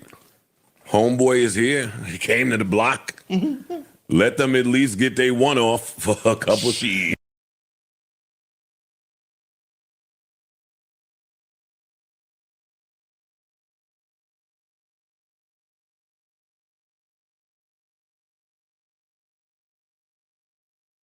And if Mark Yo, starts you can't be a stranger and come on my block and get a film. You can't do that. What I tell you? You got it, though. That's not how that works. There's no such Dark thing. Lamont Hill, do you know where this stems from? Do you know what you've said to make Brian McKnight feel this way? What do you have to say about it? I'll totally move out the way now. All right, let me say a couple of things. Let me think, because I didn't know we were going to talk about this.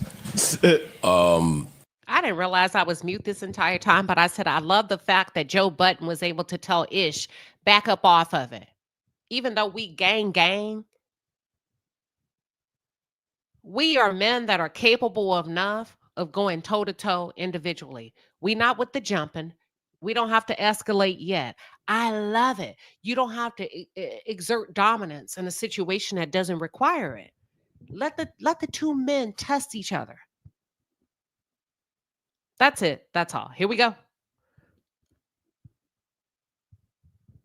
Wait, it's all about the nigga. Shoot that nigga. Shoot that nigga. Fuck it. First, it's based on the comments we had up here, the conversation we had up here. So I don't remember us saying nothing that crazy about him.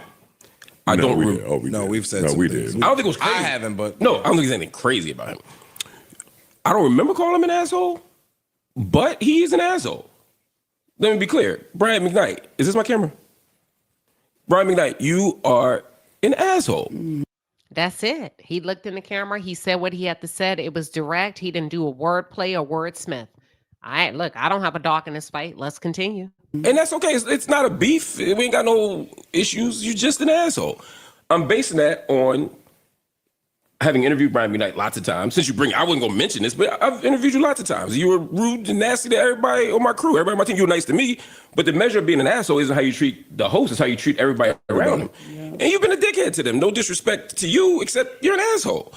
Okay, Brian, he said the same reason that you're giving for marrying Leilani is the same reason he don't fuck with you. You're an asshole. He didn't appreciate you being rude to his crew, whether you felt them to be important or not. The fact of the matter is you didn't treat his staff the way he would treat his staff, so he not really feeling you like that. I was in an airport in Eastern Europe. I was headed somewhere. You were headed somewhere different. I watched a woman come up to you and ask you for an autograph, and you completely ignored and disrespected her and walked off. You're an asshole. But that's not why we're talking about this. So he said, I don't know. You're right. I don't know you. But I don't have to know you to know you're an asshole. I don't get into your family business. Your family business has nothing to do with me, except when you make it public. And when you put your family in public on blast, that might make you an asshole. Boom! That's all I'm saying, Brian. Most men can't relate, even if it's true. Y'all, kids be getting on your damn nerves. But what he's saying is, I would never do mine like that. And bro, you came to the internet to denounce your children, to denounce the womb that they came from, to denounce your ex-wife, and you mad because I got an opinion? Child, please. That's all I'm saying. When you have children and you say my children are the product of evil, that might make you an asshole. When somebody says, yo, but the Bible says you should love your children, you say my older children were the product of sin. That might make you an asshole. That's just a fact. When you have a child named Brian McKnight Jr., and then you fall out with them, have a new baby, name him Brian McKnight with a different middle name, and then legally change your name to the new kid's name, you tried to start back at one with your kids? Nigga, that might make you an asshole. So please, don't act like you better than us. You're not. You're worse than us. If you want to come up here and debate, I'm sure they would let you debate. But you didn't contact nobody. You're lying, just like your children say you lie. And for the record, I have spoken to your children off the record. And they've told me a laundry list of shit about you that's way worse than anything that's ever happened in the public. I'm not going to say that on air. We could keep that between me and you. But if you keep doing this, I will put it out. See, that's the thing. So now, if you want the smoke, keep coming, or we can just stop this right here, my brother. God bless. Brian McKnight. Damn! Listen, two powerful podcasts back to back. Listen, let me let it go just a little bit longer. Hold on. First of all, let's do this. Nigga! Yeah, Mark Lamont Hill, nigga! It's Mark Lamont Hill, pussy. Yeah. All right, just a few things on the tail end of that. I don't think you know. That's it. That's all. Should I open up the lines or should we call it a night? a night. We've been here a little bit over an hour and 30 minutes. Yeah, that's it. I wanted to break it down. Whew. I had to break it down. Listen, Desira said, "What? I didn't know all of this." Well, Anton told us to do our homework and to make sure we get all sides. So I have some very good moderators that do a lot of research, and they did their homework. And listen, I don't listen to this stuff ahead of time, not because I like to have a real reaction in front of y'all. I don't want it to be rehearsed. I don't want it to be practiced. I got to have it in real time. Okay? That's it. That's all. Oh, all right, let's get into these super chats. Give me 1 second.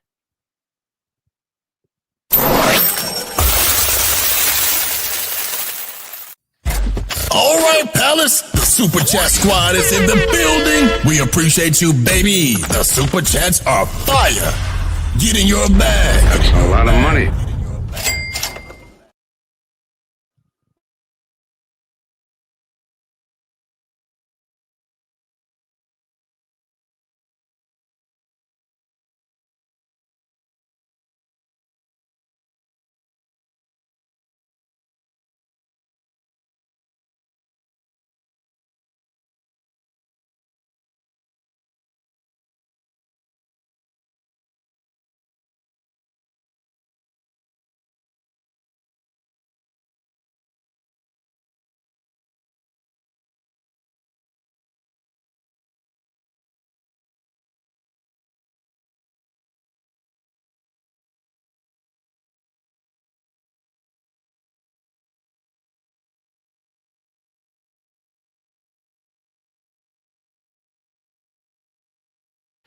Y'all, I've been on mute. I'm tired of doing this. Thank you too for calling me. Listen, thank you for the 20 piece and the pepper. We from Liberian Princess, you said the full interview made him look even worse, in my opinion. And my question was, when I thought I was off mute, do you agree? To those of you that are tuned in, do you feel like watching or getting a better feel for the full interview? Do you feel like, listen, you can say, I feel like I got a better view of it. He was 20. He came up in a very strict religious background. He married a girl that he didn't want to marry due to the religious pressures. Do you feel like it gave you more insight into why he married at 20? He wasn't of legal age to drink, but do you feel like it gave you a better understanding, even though you disagree with his public commentary? What are your thoughts? Daryl Long says, Queen, I'm not in a good place with my older 2 children or their mother, but I will always love them. But see, they need to know that. They need to know that. And I feel like kids don't go on what you say, they go on what you do. I'm not saying you're not doing a good job, but your action, if you couldn't talk, how would they know you love them? 1976. Thank you for the 2 piece and a pepper. She says, well, damn. Prom King, Neo of Soul, thank you for the 5 piece and a pepper. She says, I hope the former Mrs. McKnight interviews with you. Hey, I'm open. I'm open. But you know, sometimes with these interviews, people like to get in front of people that they feel like, you gonna do this. And I'm not that kind of person. If we're going to get a good interview, we're going to go there. And I'm not going to give you any surprise moments, but the people want to know. You get what I'm saying? And when the people want to know, the people want to know. That's it. That's all. Ooh-wee. Would anybody like to come up and just give your quick 30-second opinion? Nick, your girl next door, says, Brian, to me, made himself look more of an ass. A fool is considered wise if they shut up. But is his truth his truth? Outside of being an ass, right? Because when we get into what's subjective, right? Oh, I don't like this person. People do it every day in corporate America. Oh, she's not a good worker. Why? I just don't like her. She has a resting bitch face. She's dominant. But how does that translate into their work, their productivity? If we take the feelings out, is this something that happens more times than not? Is this a harsh truth for women more so than men? Is it something he shouldn't have said, even though it's true? What are your thoughts? That's all I'm asking. Oh, it's a lot. It's a lot.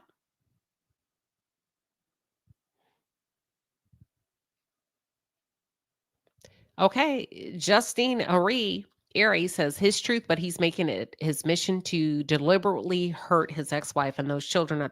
I think he's highly disconnected. And here's the thing: he hurt her before 2025. When a man marries you who don't love you, the hurt has already been established many, many years ago. I get what you're saying, but I think that's been in play for quite some time. When you say I made the benefit package, I made it seem attractive that she was living with a man that didn't love her and she wasn't able to pick up on it. You get what it's a lot.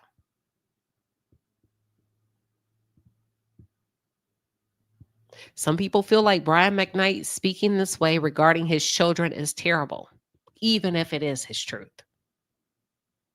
Oh, there you go. Thank you. Okay, that's a great idea. Desira say if you don't feel comfortable clicking a link, if you use the super chat feature, we will highlight your comment and or respond to your commentary and or your question. Thank you. Yes, we will. Okay. I have somebody that said I would like to give my 30 seconds. Here we go. Now, y'all, if I interrupt, it's not because I'm rude. It's because we got to move on. I just dropped the link in the chat. I'm going to pin it to the top. Let's go. All right. There you go. The link is out there. Let me take 5 callers to see what you have to say. There's no right or wrong. It's your opinion. That's it. That's all.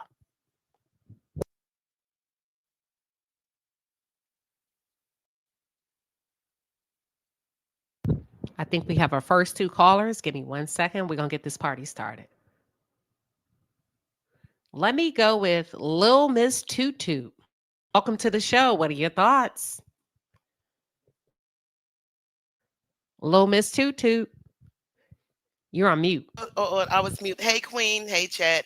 I guess I can say what I have to say is towards Antoine. He was very persistent yesterday when he stopped by in saying that we needed the whole story. We need to see the full context of things.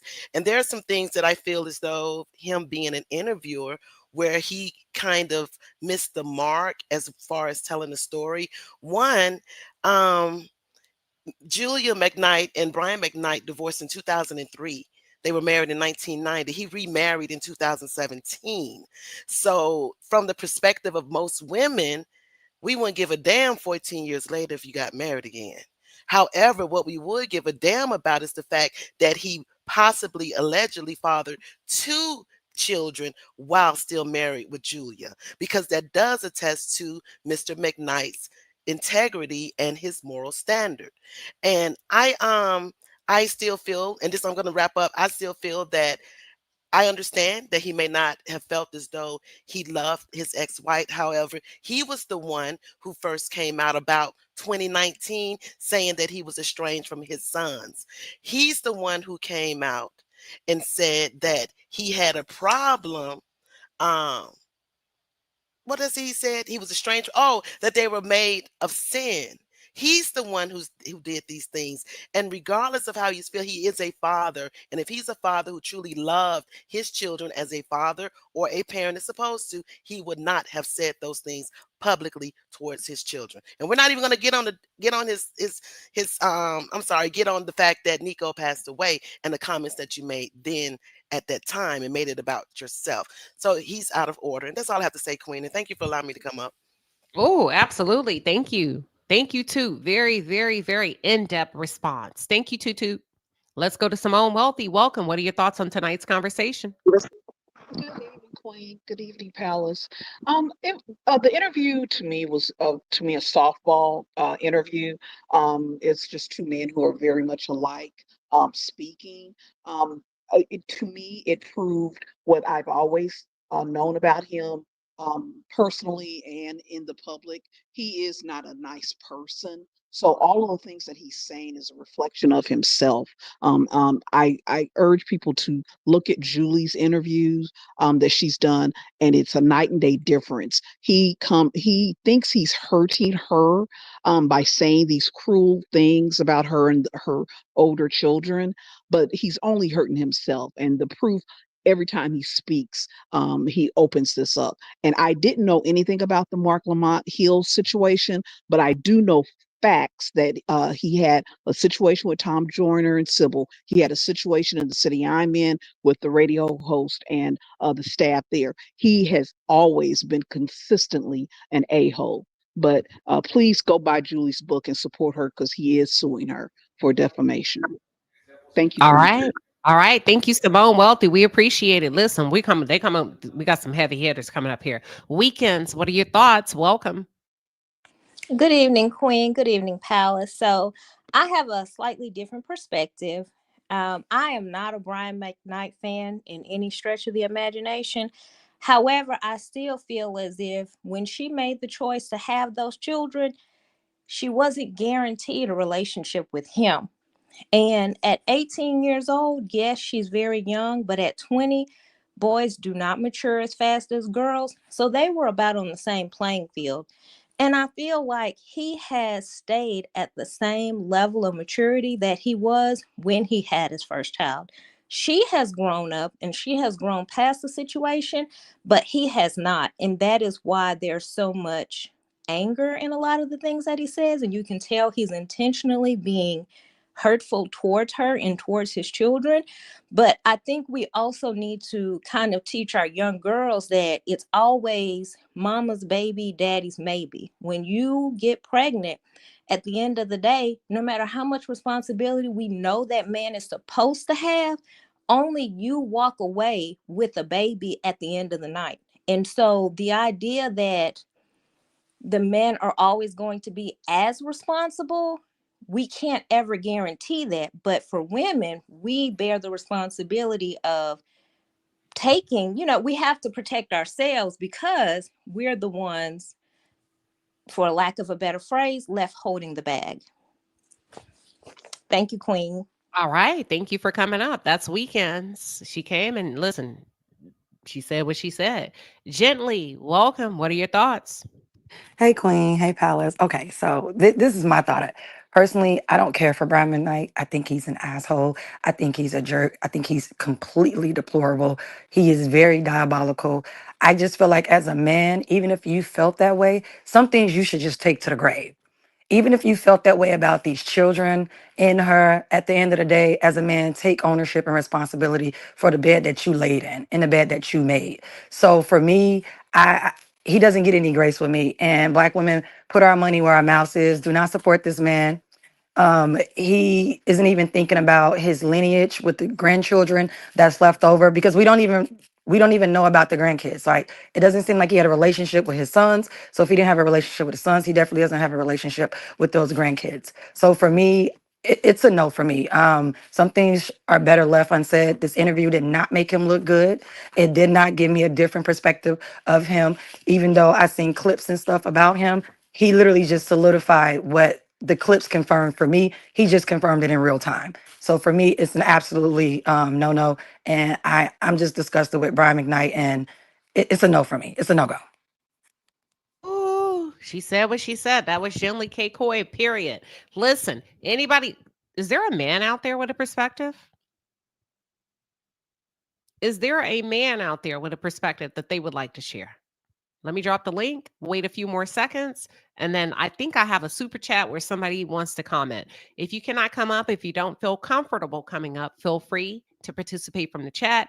And if you would like to send a super chat, we will highlight your comment and make sure we give you a shout out and a response. Let's go back to the super chats. All right. Thank you, Liberia Rose 6565. She says, what of his daughters? What about his daughters born out of wedlock while he was married to his first wife? Didn't she win a judgment against him? Y'all? Brian, you're more than welcome to come up if you're here, Brian. Let me drop the link for Brian if he's here, allegedly. MAF, welcome. What are your thoughts?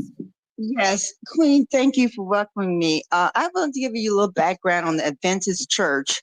I have worked with a female that attended that church and from a permanent family. I have lived next door to a minister who was from a very prominent family, and he did some things that I would not have even thought, and I live right next door. So to say that the church and the permanent people are very messy, in my opinion.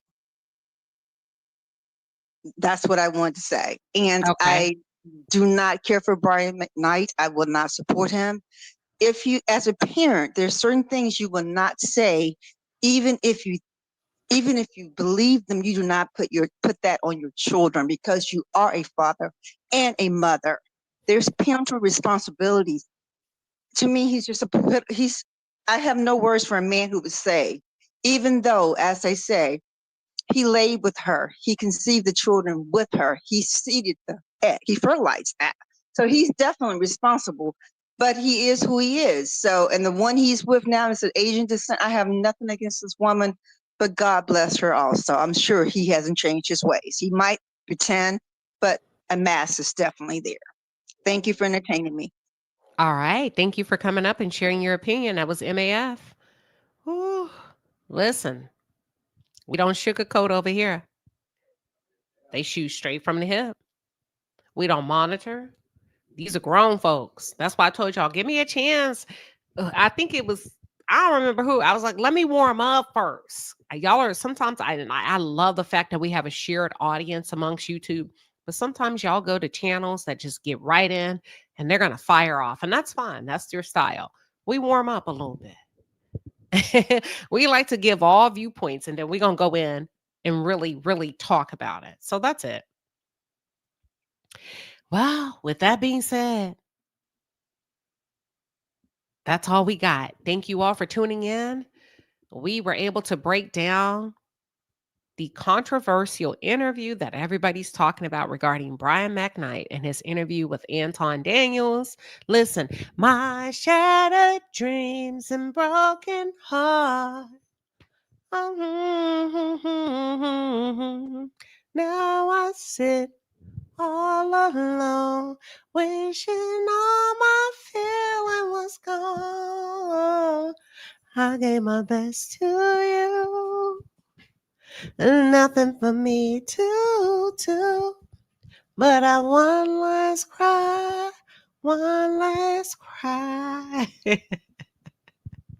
before I leave it all behind.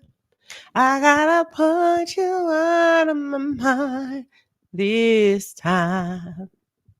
I'm living a lie. I know I gotta be strong.